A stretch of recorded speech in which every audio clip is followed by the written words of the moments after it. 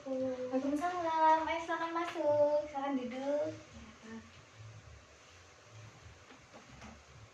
Sudah nyaman duduknya? Sudah. Sebelumnya boleh perkenalan dulu, namanya siapa, asal jurusannya dari mana? Saya Putri, jurusan hukum. Oke, jurusan hukum ya, berarti dari Fakultas Ilmu Sosial, betul? Oke. Sebelum kesini tadi, Mbak Putri dari mana?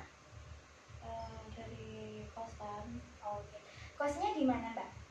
di daerah Siberaguna. Oh, berarti lumayan dekat lah ya dari sini.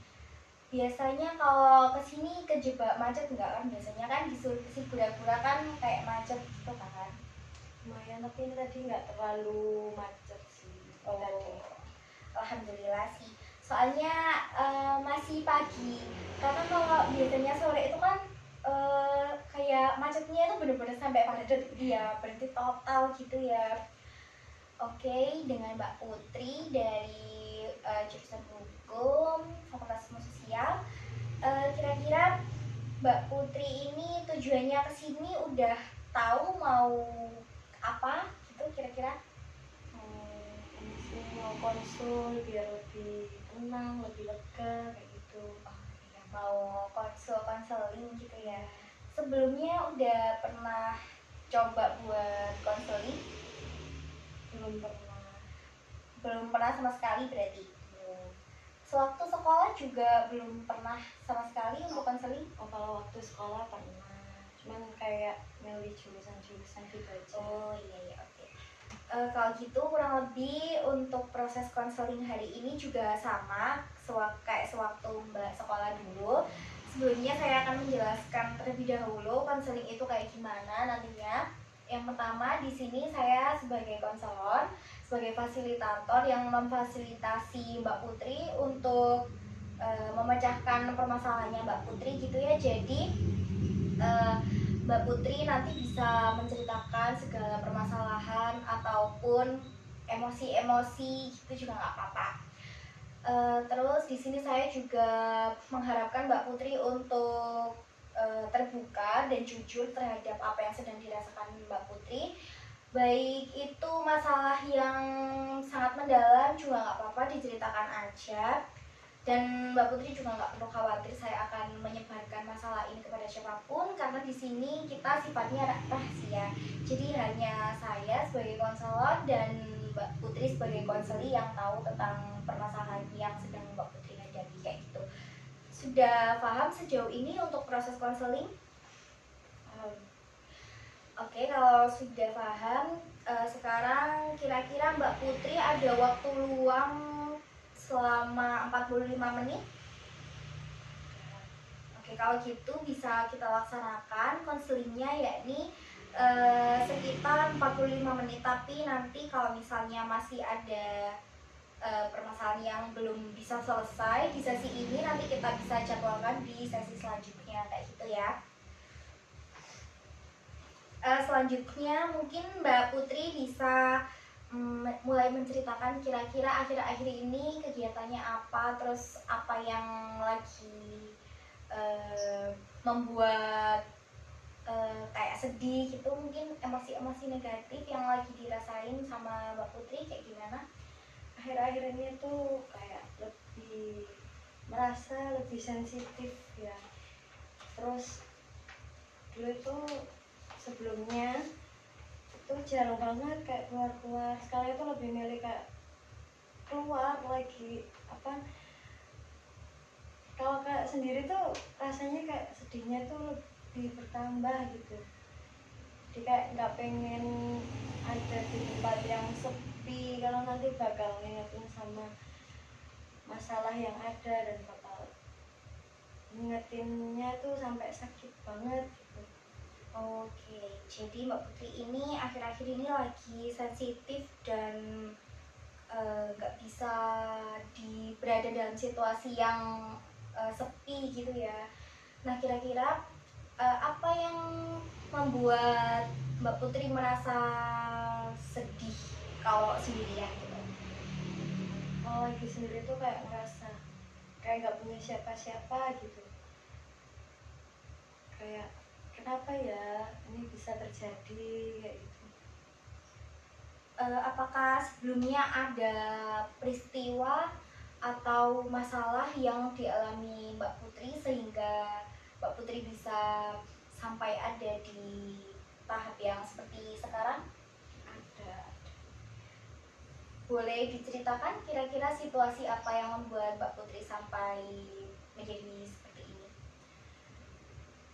Jadi awalnya saya tuh sudah punya hubungannya sudah ke jenjang yang serius ya, ke jenjang yang serius, sudah ketemu sama orang tua, terus ya intinya lebih ke kayak sudah lamaran gitu.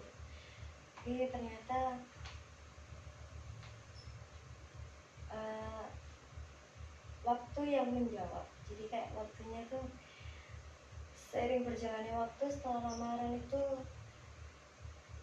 cowok ini tuh berubah.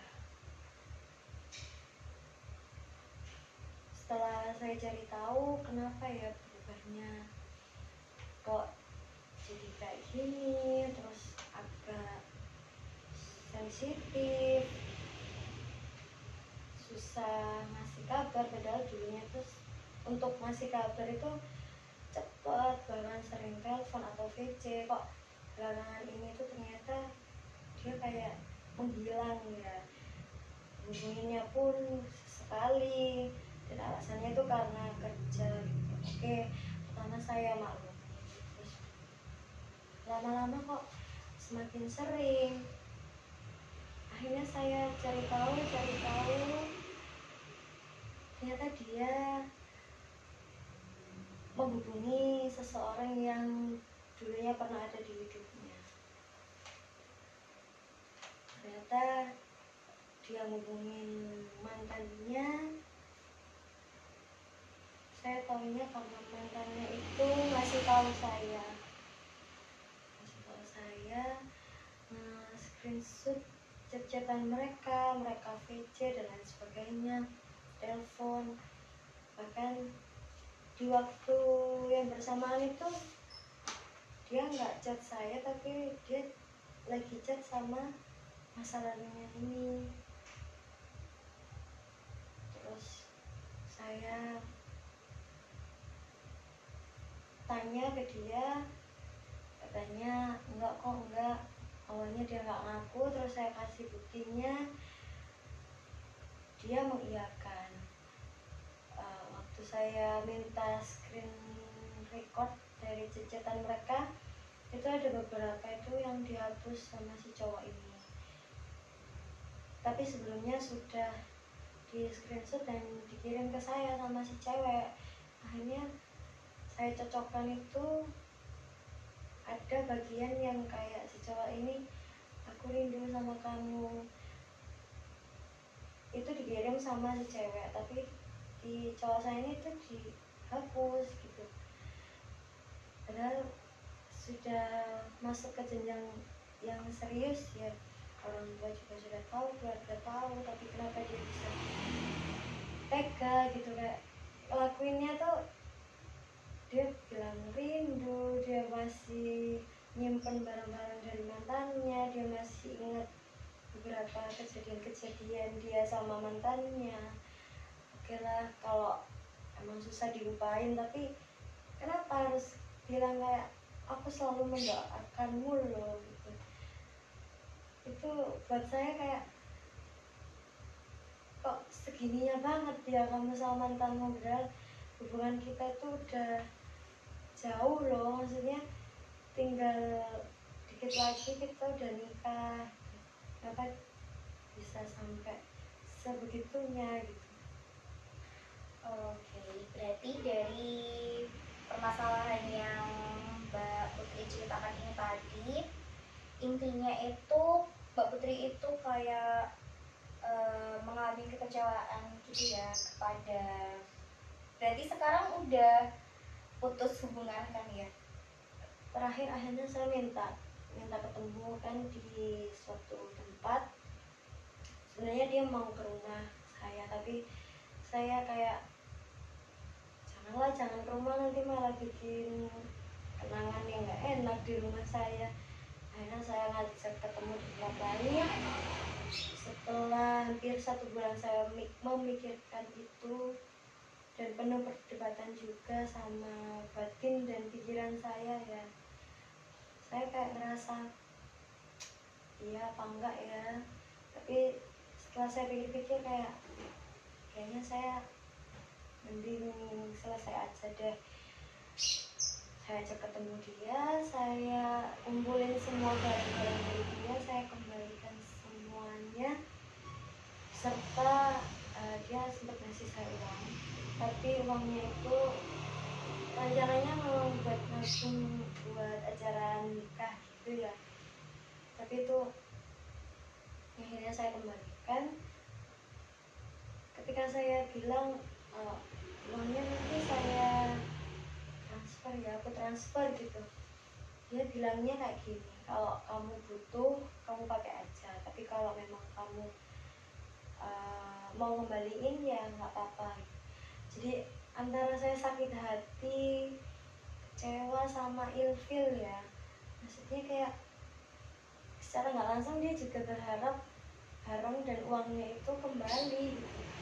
Itu yang bikin kayak ya bikin saya kecewa, sensitif, marah, ilfil, kayak campur aduk gitu jadi satu. Oke, berarti masalah umumnya yang dialami Mbak Putri ini emang karena kegagalan hubungan itu tadi ya. Nah, kira-kira selain merasa kayak sensitif gitu tadi, apakah ada perilaku lain yang timbul akibat permasalahan yang ada itu tadi? Kalau dari perilaku sih saya nggak senang di tempat sepi, tapi saya pengennya tuh sendiri. Saya pengen di tempat ramai tapi pengen sendiri gitu. Padahal sebelumnya itu saya bukan tipe orang yang seperti itu. Terus saya lebih marah-marah, kayak apa dikit saya marah, emosi. Terus jarang di rumah itu sih, akhirnya lebih sering keluar. Itu yang lebih berperilaku dan kayak lebih diem gitu. Kira-kira kalau misalnya dalam seminggu ini Mbak Putri nggak keluar sama sekali, itu apakah menyebabkan perasaan yang lebih sedih lagi gitu, atau sebenarnya sama aja? Kalau nggak keluar kan malah lebih sedih ya, karena kayak makin sendiri di rumah makin keinget, dan itu bikin makin sakit gitu. Oke. Tapi kira-kira kan jadi di sini Mbak Putri ini suka keluar dan jarang ada di rumah gitu ya. Reaksi orang-orang di sekitarnya Mbak Putri ini, terutama kalau dari keluarga, apakah menanyakan terkait alasannya Mbak Putri jarang ada di rumah ini? Kalau dari orang rumah sih kayak saya akhirnya cerita ya ke orang rumah kalau saya mengakhiri, saya ceritakan semuanya juga, tapi ada beberapa bagian yang saya sembunyikan karena saya nggak pengen orang rumah itu benci. Jadi orang rumah lebih kayak memaklumi dan oke boleh keluar tapi harus tahu batasan lah, kayak gitu. Palingan kalau keluar terus pulang juga tinggal tidurnya doang. Kira-kira kalau dalam 1 minggu gitu ya, frekuensinya Mbak Putri untuk keluar itu kira-kira seminggu berapa kali? Berapa kalinya mungkin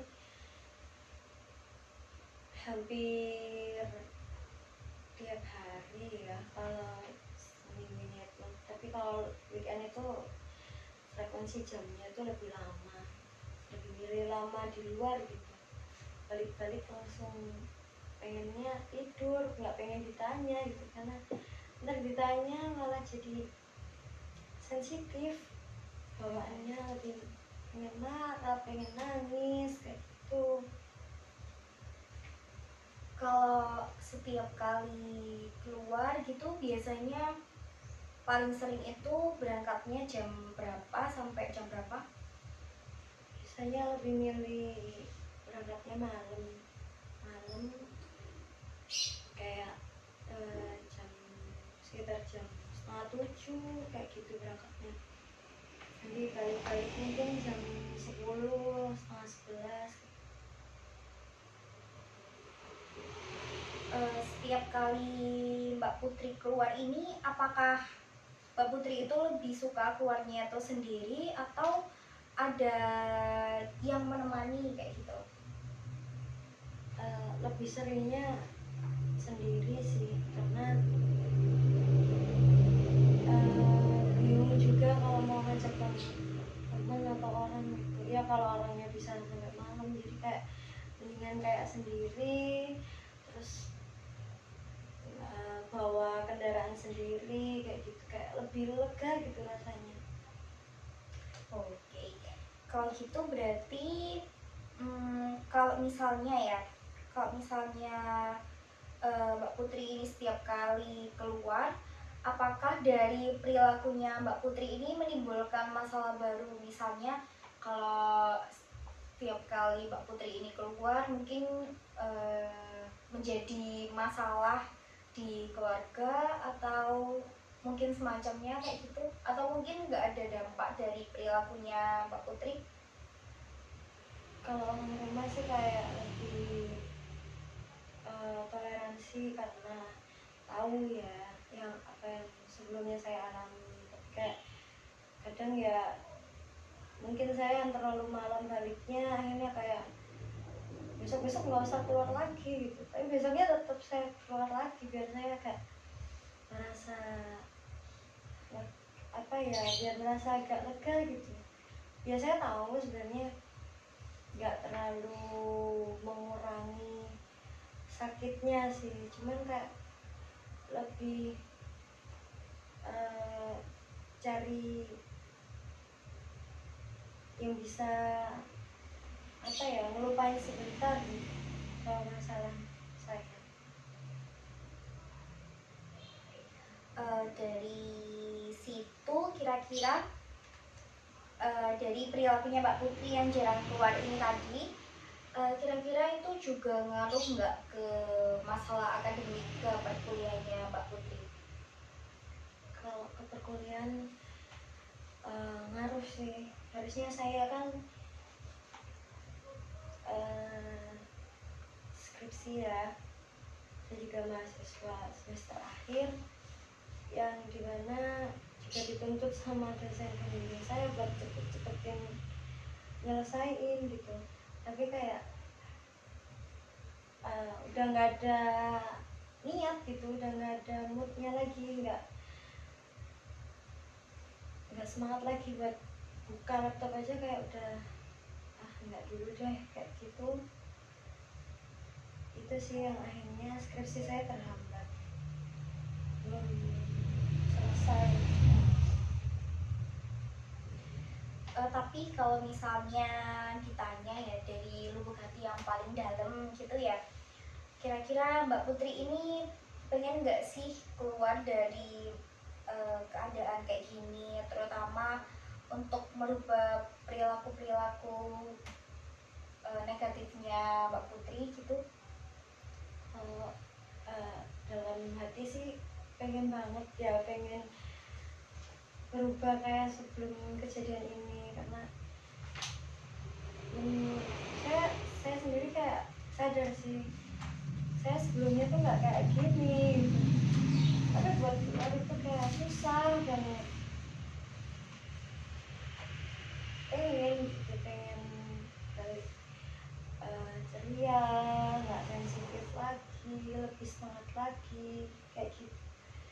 tapi nggak tahu, masih belum nemu gimana gitu caranya. Oke, mungkin kita bisa merancang untuk tujuan umumnya terlebih dahulu dari permasalahan yang Mbak Putri alami ini. Selanjutnya setelah itu ketika kita sudah merancang tujuan umum, bisa kita spesifikkan kembali untuk tujuan-tujuan khusus atau target-target perubahan yang mungkin bisa dicapai oleh Mbak Putri. Jadi mungkin kalau dari Mbak Putri sendiri, tujuan tujuan umum yang paling ingin dicapai dari konseling ini tuh kira-kira apa itu? Tujuan saya pengennya itu pengen bisa kayak lebih ikhlas, lebih bisa move on lah ini, karena dari kejadian ini akhirnya membuat semuanya itu nggak sesuai sama rencana saya sebelumnya.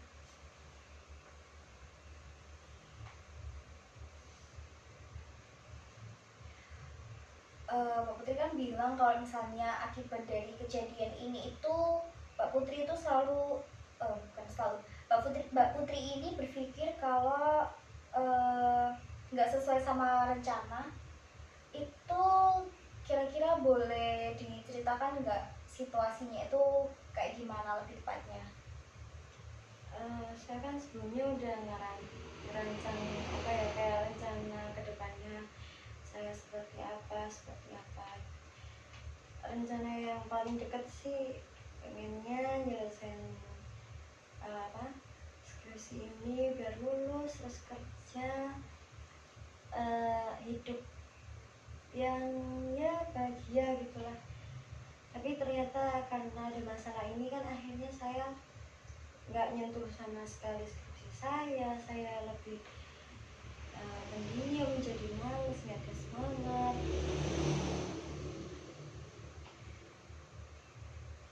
Berarti bisa dibilang kalau Mbak Putri ini kayak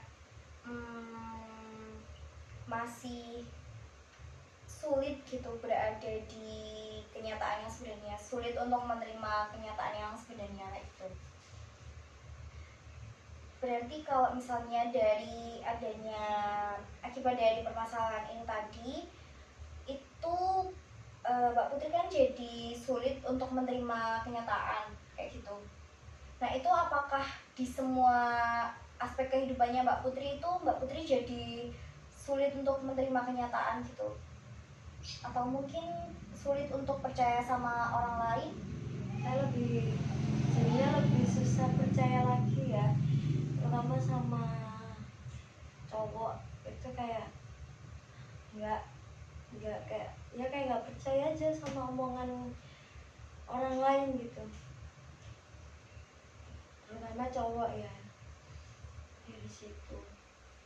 Tapi setelah kejadian ini pernah nggak Mbak Putri itu mencoba untuk menjalin hubungan kembali atau mulai mempercayai membuka hati lagi untuk laki-laki baru gitu? Untuk membuka hati sih masih belum bisa ya, kayak masih capek gitu hatinya tuh, masih susah mau membuka hati lagi karena tadi ya nggak percaya apalagi sama cowok gitu, gimana mau buka hati. Mungkin dari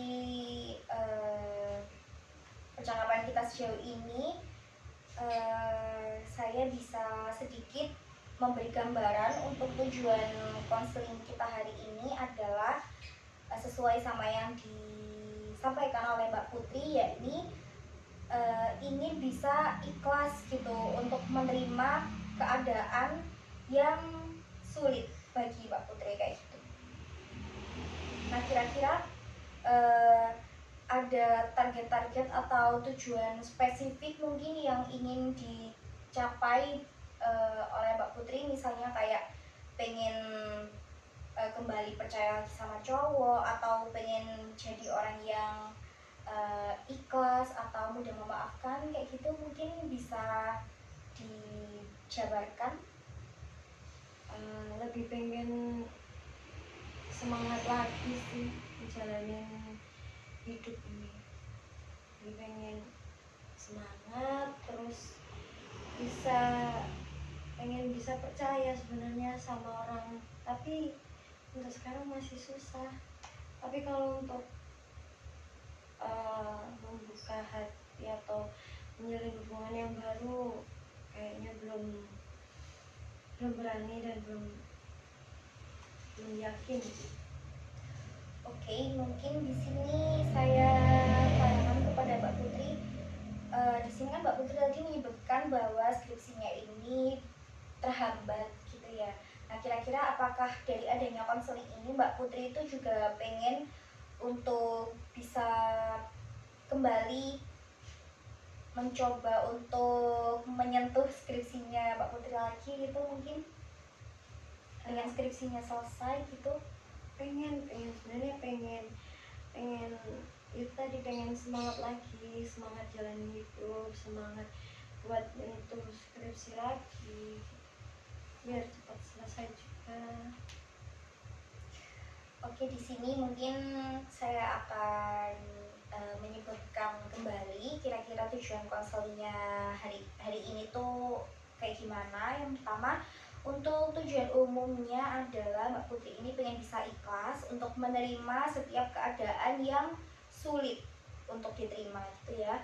Lalu untuk tujuan secara spesifiknya, yang pertama Mbak Putri ini pengen lebih bisa semangat untuk menjalani hidup, lalu ingin mencoba untuk percaya kembali dengan orang lain, mungkin kalau bisa juga membuka hati dengan laki-laki meskipun tidak menjalani hubungan. Dan yang terakhir itu Mbak Putri pengen segera menyelesaikan skripsi ya gitu ya. Mungkin di sini saya bisa memberikan sedikit arahan kepada Mbak Putri untuk menemukan solusi atas permasalahannya Mbak Putri. Yang pertama, saya bisa menggunakan salah satu teknik dalam konseling behavioral. Di sini itu tekniknya mengenai cognitive restructuring, alias di sini nanti kita berusaha untuk mengubah pola pikirnya Mbak Putri, merekonstruksi kembali pemikirannya Mbak Putri yang mungkin agak sedikit negatif menjadi lebih baik lagi, sehingga Mbak Putri ini bisa menciptakan perilaku baru yang lebih positif dan bisa menemukan solusi atas permasalahannya Mbak Putri kayak gitu. Kira-kira di sini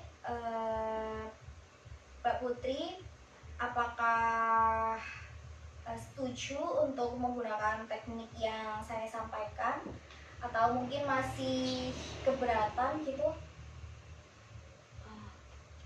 Boleh dicoba biar tujuan saya bisa kembali semangat lagi. Oke, kalau gitu mungkin kita bisa sedikit menyinggung pertama mengenai Mbak Putri pernah melakukan seperti relaksasi. Oke, jadi mungkin kita akan melakukan beberapa prosedur untuk implementasi teknik ini. Yang pertama terkait tujuannya Mbak Putri adalah yang pertama untuk kembali semangat menjalani hidup. Nanti kita bisa menentukan apa aja kira-kira yang menjadi motivasinya Mbak Putri, ataupun mungkin Mbak Putri bisa merencanakan pemberian hadiah untuk dirinya Mbak Putri ketika Mbak Putri sudah bisa menjalani kehidupan normal seperti semula kayak gitu. Lalu untuk prosedur tujuan yang kedua, kita akan mencoba untuk mengubah pemikirannya Mbak Putri terkait kepercayaan dengan orang lain. Dan yang terakhir adalah Mbak Putri ini kan pengen skripsinya selesai, mungkin nanti kita bisa untuk menerapkan seperti yang pertama tadi, mungkin merencanakan hadiah-hadiah kecil untuk Mbak Putri jika Mbak Putri ini berhasil untuk mulai mencicil kembali skripsinya kayak gitu. Sekarang kita coba untuk di indikator perubahan yang pertama. Mbak Putri ini kan dari permasalahan ini kan semangat untuk menjalani hidupnya kan menjadi menurun gitu kan. Nah, kira-kira pernah nggak sih dari adanya semangat hidup yang menurun ini mempengaruhi Mbak Putri, seperti Mbak Putri ini mudah gelisah ataupun mudah panik kayak gitu? Iya sih, kayak jadi gelisah dan panik sendiri padahal belum ngejalanin sesuatu gitu misalnya, tapi udah kayak mikirin nanti gimana ya, berhasil nggak ya, lebih kayak lebih panik.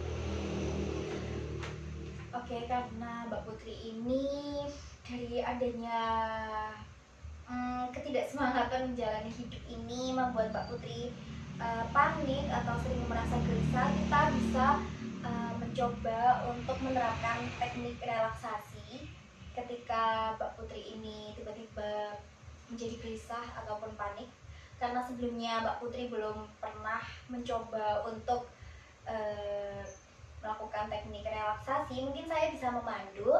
Yang pertama, mungkin bisa Mbak Putri coba juga. Yang pertama, silakan Mbak Putri coba untuk tarik nafas sedalam mungkin, tahan selama 3 detik. 1, 2, 3, silakan dihembuskan.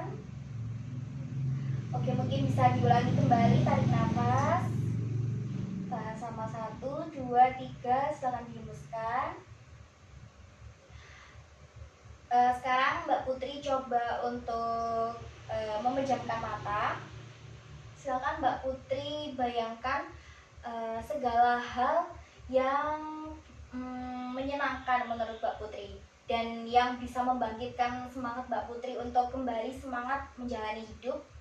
Kira-kira bisa disebutkan mungkin 1 atau 2 apa yang menjadi hal menyenangkan tersebut.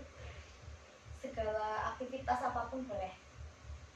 Pengen ini sih, pengen main, bisa lihat-lihat, kayak cari permainan yang seru-seru gitu, ke wahana bermain misalnya. Oke. Selanjutnya mungkin ada lagi. Pengen makan yang manis, kayak es krim, coklat. Silakan Mbak Putri membuka mata.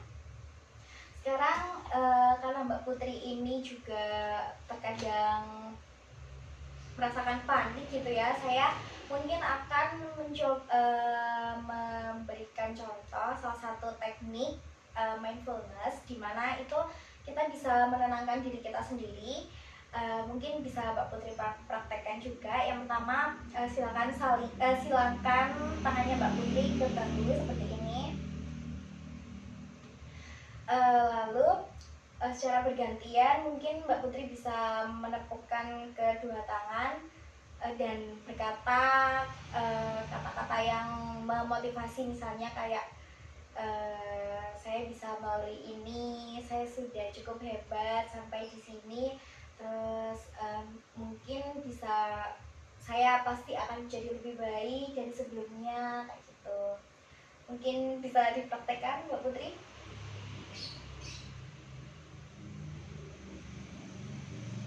Saya bisa jadi lebih baik, saya bisa melalui semua ini.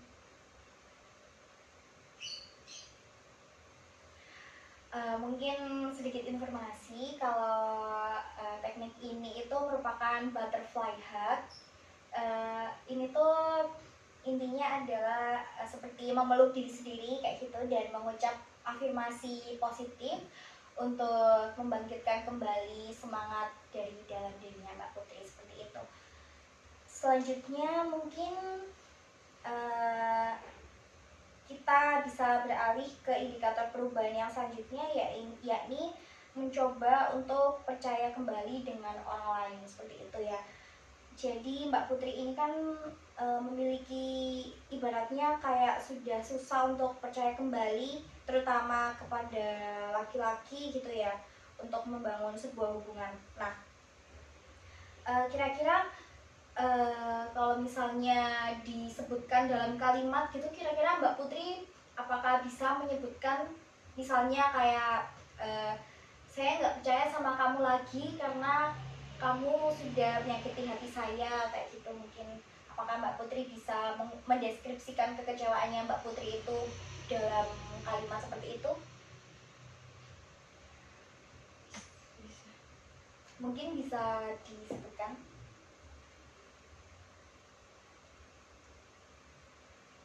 Saya nggak bakal bisa percaya sama apa yang telah kamu berbuat. Bagaimanapun kamu menjelaskan kepada saya, entah kamu mau menceritakan bagaimanapun, saya tetap tidak percaya karena rasa percaya saya sudah pernah kamu salah gunakan. Sampai kapanpun saya nggak bisa percaya lagi sama kamu. Baik, karena dokter sudah menyebutkan, sekarang kita coba untuk mengubah pemikiran tersebut untuk menjadi ke arah yang lebih positif lagi.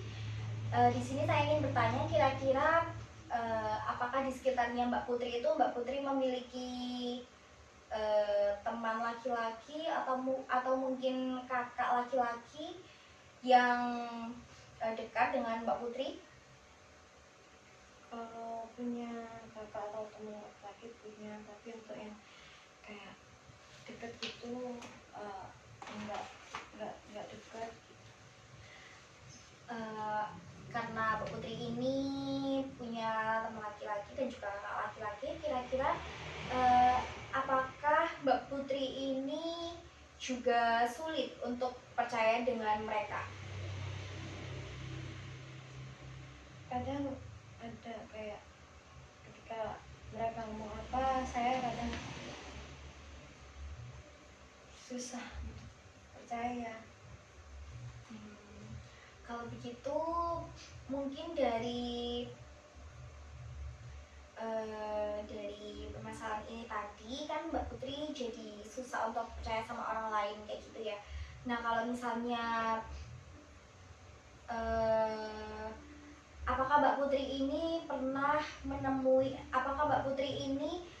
menemui orang lain yang dalam artian laki-laki yang bisa membuat Mbak Putri itu percaya gitu, dan Mbak Putri ini percaya bahwa dia adalah orang yang baik, tidak seperti mantan pasangannya Mbak Putri kayak gitu? Untuk sejauh ini belum nemuin yang kayak gitu. Oke, mungkin dari keluarga terdekat sendiri seperti keluarganya Mbak Putri masih lengkap? Kalau bapak udah nggak ada. Oke, kalau gitu mungkin kalau dari papanya Mbak Putri sendiri, apakah Mbak Putri itu juga tidak bisa, apakah Mbak Putri itu menganggap papanya Mbak Putri itu orang jahat seperti yang Mbak Putri anggap ke mantan pasangannya Mbak Putri? Enggak, papa saya dulu baik banget, enggak kayak itu. Oke, berarti sejauh ini masih belum ada yang bisa Mbak Putri anggap baik sebagai laki-laki selain ayahnya Mbak Putri kayak gitu ya. Oke, mungkin untuk indikator perubahan yang ini masih bisa kita bahas lagi di sesi selanjutnya, karena mungkin Mbak Putri masih perlu waktu untuk memahami gitu ya, karena juga sulit untuk merubah pemikiran yang didasarkan oleh sakit hati gitu, dan itu merupakan hal yang wajar. Jadi mungkin kita coba untuk beralih ke tujuan perubahan yang selanjutnya, yakni Mbak Putri ini pengen skripsinya selesai. Nah, kira-kira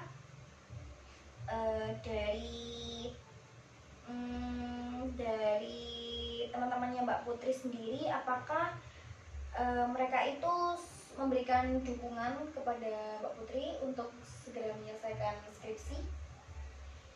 Beberapa teman ada yang masih dukungan, tapi mungkin karena masih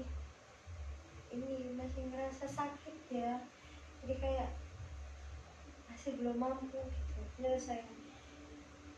Kalau yang support ada teman-teman, cuman kayak ngerasa belum mampu gitu buat ngerjain lagi.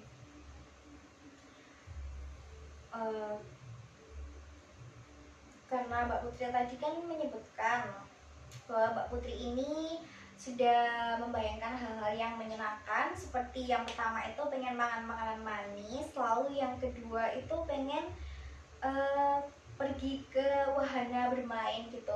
Nah, misalnya kalau sekarang saya tawarkan, misalnya Mbak Putri ini berhasil untuk mungkin dalam seminggu itu menyelesaikan 1 atau 2 paragraf, atau mungkin bisa 1 bab. Apakah Mbak Putri mau jika saya memberikan reward berupa makanan manis ataupun mengajak Mbak Putri ke wahana bermain? Kira-kira Mbak Putri mau?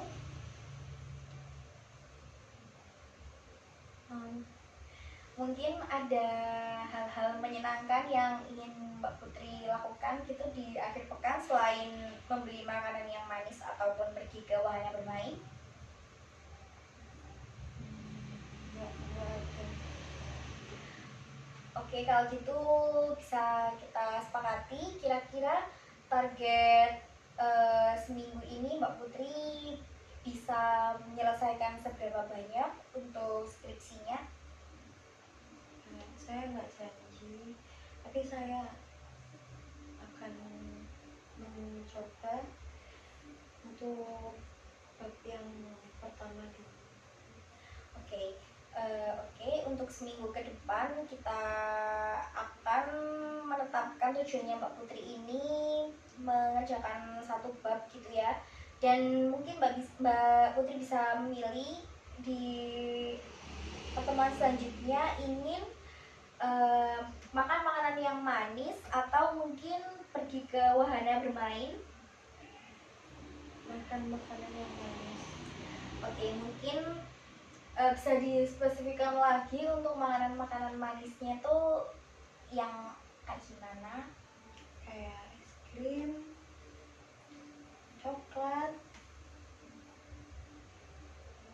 ya seperti itu.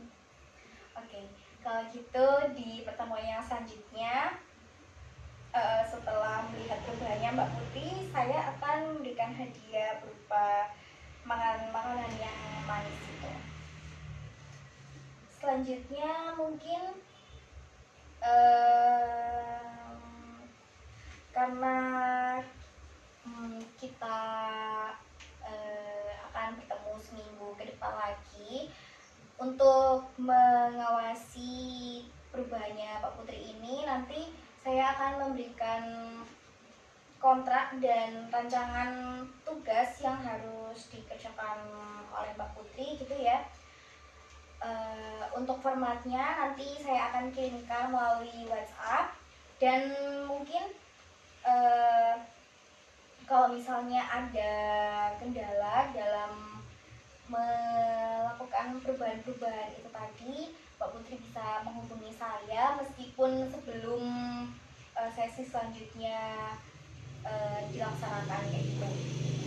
Sejauh ini Mbak Putri sudah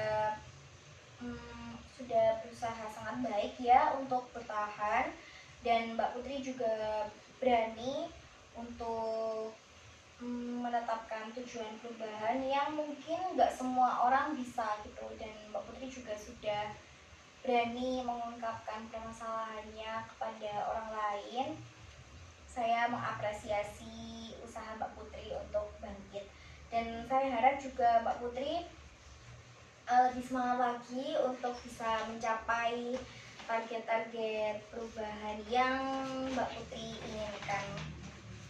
Selanjutnya mungkin saya akan menanyakan kira-kira sejauh ini apakah ada yang masih mengganjal gitu di hatinya Mbak Putri, atau mungkin sudah mulai lega? Sudah mulai lega. Oke. Kira-kira kalau misalnya dari skala 1 sampai 10, Mbak Putri ini sekarang udah ada di skala berapa gitu tingkat kepuasannya? 6 sampai 7. Oke, mungkin ada di tengah-tengah ya Mas Ian, dan tidak apa-apa karena kita juga bisa merancang sesi selanjutnya untuk perkembangan yang lebih baik lagi. Jadi Mbak Putri bisa menyentuh angka 10 untuk perubahan yang lebih baik. Selanjutnya saya akan kalau misalnya setiap hari saya menanyakan keadaannya Mbak Putri melalui WhatsApp, apakah Mbak Putri merasa keberatan? Tidak. Oke, kalau gitu saya akan terus memantau perkembangannya Mbak Putri melalui WhatsApp, dan mungkin saya juga akan menghubungi orang-orang terdekatnya Mbak Putri seperti teman ataupun bahkan keluarga mungkin untuk turut membantu proses perkembangannya Mbak Putri kayak gitu. Selanjutnya kita bisa menjadwalkan pertemuan yang selanjutnya. Kira-kira apakah Mbak Putri memiliki waktu luang lagi di minggu depan? Insya Allah minggu depan akan saya sisihkan waktu. Kalau misalnya saya tawarkan untuk harinya sama seperti hari ini dan di jam yang sama, apakah Mbak Putri sanggup? Insya Allah sanggup. Oke, kalau gitu kita akan bertemu kembali ya di sesi yang selanjutnya untuk membahas kembali perkembangannya Mbak Putri dari sesi konseling yang pertama ini. Sepertinya waktu kita juga sudah mulai mepet ya, jadi bisa kita akhiri untuk sejauh ini.